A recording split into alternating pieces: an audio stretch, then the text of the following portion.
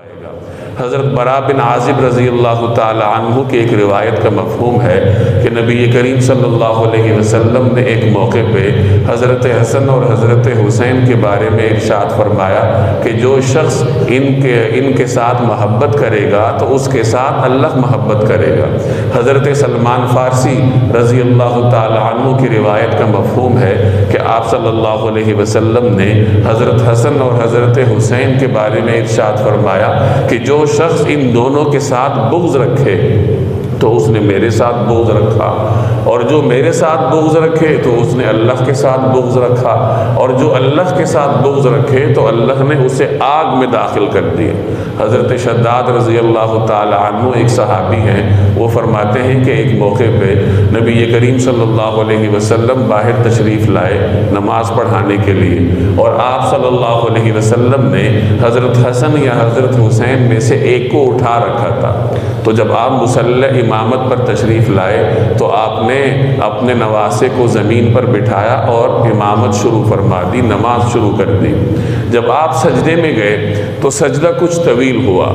تو حضرت شداد کہتے ہیں کہ میں نے سجدے سے سر اٹھایا کہ کیا ماجرا ہے، سجدہ اتنا طویل کیوں ہوا؟ تو میں نے دیکھا کہ آپ صلی اللہ علیہ وسلم سجدے میں ہیں اور آپ کے نواسے آپ کی پشت پر ہیں۔ چنانچہ میں دوبارہ سجدے میں چلا گیا، پھر بعد میں آپ صلی اللہ علیہ وسلم نے سجدے سے سر مبارک اٹھایا۔ نماز کے بعد پھر صحابہ نے پوچھا کہ یا رسول اللہ، خلاف معمول اتنا لمبا سجدہ آپ نے فرمایا، ہم تو یہ سوچ رہے تھے شاید کوئی وحی نازل ہو رہی ہے یا کوئی اور غیر معمولی واقعے کی وجہ سے آپ نے سجدے میں اتنا طول فرمایا۔ تو رسول اللہ صلی اللہ علیہ وسلم نے ارشاد فرمایا کہ اصل میں بات یہ تھی کہ جب میں سجدے میں گیا تو میرا یہ نواسہ میری پشت پر آ گیا، تو میں نے اس کی خاطر سجدہ لمبا کر دیا تاکہ اس کا جی بھر جائے، اور اس کے بعد پھر میں نے سجدے سے سر اٹھانا مناسب سمجھا۔ تو یہ جناب رسول اللہ صلی اللہ علیہ وسلم کی محبت کا عالم تھا کہ اس طریقے سے آپ صلی اللہ علیہ وسلم